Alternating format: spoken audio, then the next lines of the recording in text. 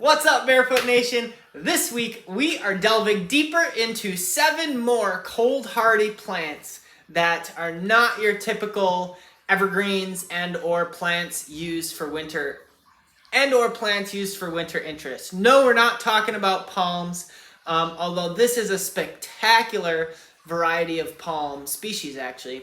But anyway, without any further ado, let's go! Alright guys, so starting off here with 7 more cold hardy plants, it is hard to look past these Carax grasses. And now again, I think botanically Carax is not technically a grass. Nonetheless, they can be used kind of like a grass. And you can see here that these plants here are just as evergreen. So they're just as green and lush as they were in the fall. Also, you can see how well the Carax kind of bodes nicely with the green liriope and also amazingly the daffodils. So this variety here is called Everest. Now, the thing with Carax, I believe that these are Japanese species of Carax, but there are several different types of native clumping and running Carax. Well, there was a Carax in the woodland garden. I'm sure it's still here, but looks like it got eaten by the deer or something. That's the thing, guys. Deer don't read. Yeah, you can see a deer scratching the ground right there. Yeah, there have definitely been some deer coming through. Their liriope has been eaten back here. They're starting on this one, and I'm sure that all of this nice green vegetation will soon get decimated, except for the laurels and the bamboo. But deer, guys, are challenging because they don't read their own deer resistant list, and basically everyone keeps planting deer resistant plants and expecting them to not try that. It's not like they disappear, they're still hungry. So really the best solution for deer. So unfortunately, I don't have a native Carax to show you because it's disappeared, but native Carax generally will look just as nice as these Asian species. A lot of the native ones have like a bluish hue to them, which is really nice. The next shrub while I'm here on this list is a leucothie, and this particular one is called Gerards Rainow. And again, this actually got transplanted from a different area of the garden. Feature with this leucothie, or dog hobble is their common name. A lot of native plants have really stupid common names, just being honest here.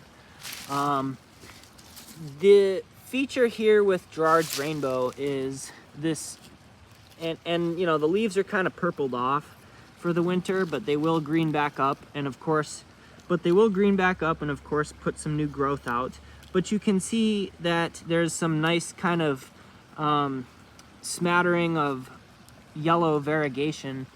But really, I would say also too, you can see that this native leucothie, of course there are also Japanese ones that are less hardy, but this native leucothie is also kind of turning red a little bit. In addition to the variegation, but again, it's a nice broadleaf evergreen shrub, which will be blooming here in the next month or two. I don't know if it's deer resistant, but what's interesting is the leucothie has a similar look to the laurel, and laurels are pretty toxic, so so I wonder if that's got something to do with it.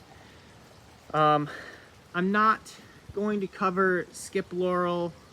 I'm not going to count this in the list, but just in passing, these taxus, when they're not pruned into meatballs, actually can be really nice evergreen. So the next plant that really speaks for itself over the winter are these Dryopteris ferns. So this variety here is called Brilliance. So this is Dryopteris erythrosora. So this fern was planted back in 2016, and you can see that it has really grown into a tremendous specimen from a 1-gallon pot. So even these slow-growing Dryopteris just are tremendous. So now you'll notice here that these old fronds from 2, maybe even 3 years ago do not get cut off. So I think that that has something to do with this fern growing so big, because, and I've heard like folks in the UK, like, so like I've heard on George's Jungle Garden channel, and he's over in the UK, that like with tree ferns. Now this is not a tree fern, it'll never develop a trunk. However, it does develop like a woody base. So it's not like you're gonna have any amount of clear trunk, maybe except for a couple inches, but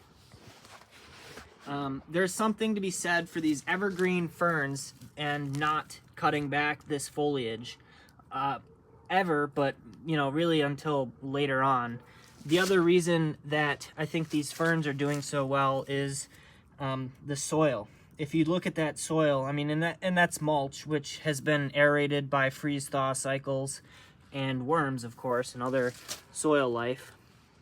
But this fern was actually planted not that long ago, and it's already grown tremendously. So kind of the hope is that this fern will grow up and be really nice and gorgeous and cover this downspout here, which of course downspouts are pretty hideous. These ferns usually in heavy wet snow will just totally kind of collapse, kind of like some of our native Dryopteris. Yay for barking poorly behaved dogs. You can see that this is a native Dryopteris, otherwise known as wood fern. And this is in much more of an exposed location, and so you can see that it's just totally fallen over, and kind of the stems are collapsed. Another sweet type of fern, which is unfortunately not very common, are these hart's tongue ferns. The hart's tongue ferns are amazing because they look so tropical. They look just like a baby bird's nest fern, except they're amazingly hardy down to zone 5. And there is even a native ecotype too, because it's a fern and this plant is so old. There's some that are native to Europe, as Europe split away from North America, and there are some native to the eastern states, which is really incredible to think that a plant is that old. Called dwarf sweet flag. Otherwise known as Carax Everest. And so now you see this plant growing fully in the soil, but what's cool about it, a chorus is also perfectly at home in a water garden or a koi pond, pondless waterfall, etc., etc. You can see how well established that this chorus is. It's actually growing out into the stream this way and kind of cantilevered, so to speak, out over the rocks. So it's super cool plant. They spread by rhizome. And kind of the same thing you can see with this Acorus here is that this plant is like fully cantilevered out over the rocks. And that's because in the summer, when there's all the other plants growing, that's kind of what it has to do to get the light. They are very shade tolerant. But yeah, Acorus Everest, great plant. Hey guys, if I could just ask a quick favor of you. YouTube says that over 90% of people who watch my channel are not subscribed. If we could just get that down to 70%, that would be awesome. How good does this plant look? This is an Italian Arum. And so Italian Arum, as its name would imply, is from Italy originally. And what's cool about it is it's a fully hardy to zone 4 aroid, which goes dormant in the summer, and then in the spring it's actually going to send up a flower stalk which will mature into seed. And so now it's absolutely amazing. They almost look viral or like variegated. It's just absolutely amazing. And the fruit is this red pod, very similar to a Rhodia japonica actually.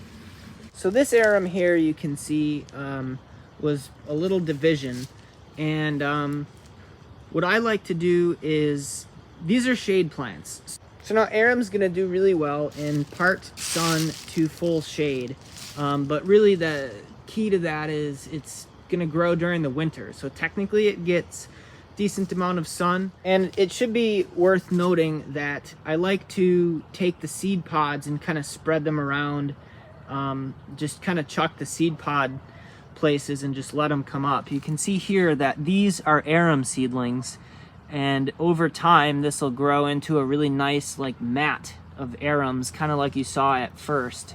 But it takes a long time. They're not really aggressive. But, you know, this is going to be years and years of these plants growing before it actually fills this area. But once it does, it'll be just as beautiful as they are in all the other areas. And here again, you can see just another little patch of arum. So yeah, you can see that this clump here has been here easily for 5+ years or more. No, longer than that, probably more like 8 years. And it's just really kind of just, you know, doing its own thing and gracing this little patch of wild space. So here you can see some variegated Pachysandra. I'm sure most of us are familiar with the green Pachysandra, and that plant is, you know, nice too, but it's not exactly a unique plant or something that's interesting necessarily. I do like to actually mix this variegated form in with green clumps, but I think the most notable feature of this variegated Pachysandra, besides kind of that dainty little white-tipped variegation on the leaves, is that it doesn't spread as aggressively as some of the other green form Pachysandras.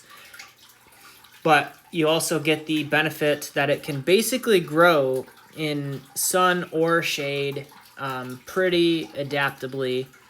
The soil can be dry, it can be poor. You know, Pachysandra can be a great plant. And again, just like with all these other plants I've been mentioning here, there is actually a United States native form of Pachysandra that, again, is not aggressive at all, and even less aggressive than this variegated Japanese form. And if you can get your hands on it, maybe this mixed with the American native one would be an absolutely stunning evergreen ground cover that you can include. Drop a comment down below if you think that Pachysandra is boring, whether it's variegated or green. I would love to hear from you guys. So the last plant that I'm going to talk about for today is going to be wintergreen. And yes, wintergreen, the flavor of your favorite gum, or maybe not. But regardless, wintergreen is actually a real plant. It's not made up. Well, maybe the chemicals they use are, but anyway, this plant is a extremely slow ground cover, but it is a nice evergreen little plant that you can kind of tuck into corners. That does, in fact, when you crush leaves, I'm not going to, but because I've done it before, but if you, and their smell-o-vision doesn't exist. So, if you crush leaves, so if you crush leaves of wintergreen, it does very much so give off that, you know, lovely fragrance. So I like to plant this near walkways and concrete so that as you're walking past, you have the ability to brush into it and have a nice fragrance release. I moved in, there was a nursery that was closing, and when they were closing, they were, you know, discounting a whole bunch of their dead and dying plants, and so I got this flat of wintergreen for, in the case of wintergreen and plants that are, you know, that were mostly healthy, it actually was a pretty good price. But they're expensive generally because they're slow growing, and sometimes they can be a little finicky about soil. As you can see here, the soil is not yet as good as it is in other areas, and they really kind of piss and moan when the soil isn't good. And honestly, guys, there are so many plants that I could keep going on with this. I could honestly make it into a series, so if you want that, then let me know. Like this Arum, you know, common name has ginger in it, but it's not related to the genus or family of Zingiberaceae or Zingiberalis, I don't know. Alright, y'all, I hope you learned something. If you've seen the last installment of this video, you now have 14 plus or minus plants that are evergreen and or interesting in the winter. And of course, I've got more tricks up my sleeve. I've got more plants that I'd love to share with you. So drop it down in the comments if you want me to just make this just a full-blown series. I would love to do that. Anyways, guys, if you did enjoy the video, be sure to drop it a big old thumbs up, just like that. And like I said before, it really does help the channel when you subscribe. So, thanks for watching, and I hope to see you next week for possibly a controversial video. We'll see, but you gotta be subscribed. Anyways, guys, thanks for watching.